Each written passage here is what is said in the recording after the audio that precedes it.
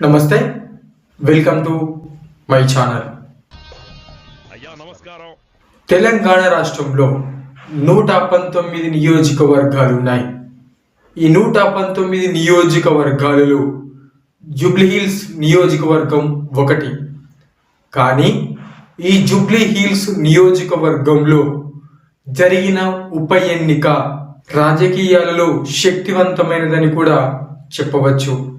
ఇక్కడ నియోజకవర్గం ఒక్కసారి మనము చూస్తే బీఆర్ఎస్ ఎమ్మెల్యే మాగంటి గోపీనాథ్ గారు చనిపోవడం, ఈ ఉప ఎన్నిక రావడం, ఈ ఉప ఎన్నికలో గెలవడానికి అస్త్రశస్త్రాలుగా ప్రధానమైన 3 పార్టీలు అనగా బీజేపీ, బీఆర్ఎస్, కాంగ్రెస్, ఈ 3 పార్టీలు ఒకదానితో పోటీ మరొకటి పడుతూ అనేక రకరకాలైనటువంటి వాగ్దానాలు ఇస్తూ ప్రభుత్వాన్ని ఎండగట్టుతూ ప్రభుత్వ వైఫల్యాలను చెప్పుతూ అభివృద్ధి చేస్తూ ప్రచారం కొనసాగించారు.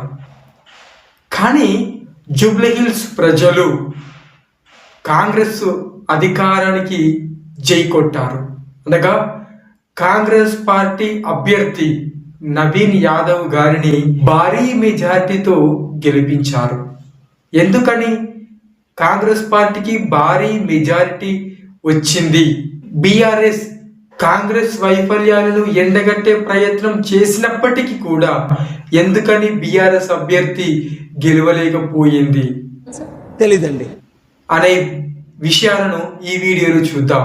ముందుగా కాంగ్రెస్ పార్టీ గెలవడానికి గల కారణాలు మాట్లాడుకుందాం. ప్రభుత్వంలో ఉన్నటువంటి కాంగ్రెస్ పార్టీ అభ్యర్థి నవీన్ యాదవ్ గారు, ఈయన బీసీ సామాజిక వర్గానికి చెందిన వ్యక్తి. గెలవడానికి రెండవ కారణం ఏకంగా మంత్రివర్గమంతా దిగడం ప్రచారంలోకి. మంత్రులంతా కలిసి అక్కడ ఉన్న సమస్యలు అడుగుతూ, తెలుసుకుంటూ, ఆ సమస్యలను తీరుస్తూ అభివృద్ధిని చేసి చూపించారు ప్రజలకి.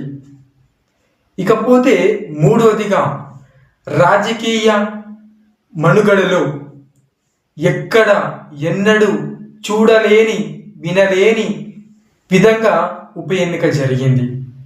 ఆ ఉప ఎన్నికలో స్వయంగా రాష్ట్ర ముఖ్యమంత్రి వర్యులు గౌరవనీయులు రేవంత్ రెడ్డి గారు ప్రచారంలోకి దిగడం, ఇది కూడా కాంగ్రెస్ పార్టీ అభ్యర్థి నవీన్ యాదవ్ గారు గెలవడానికి ఇది కూడా ఒక కారణమని చెప్పుకోవచ్చు.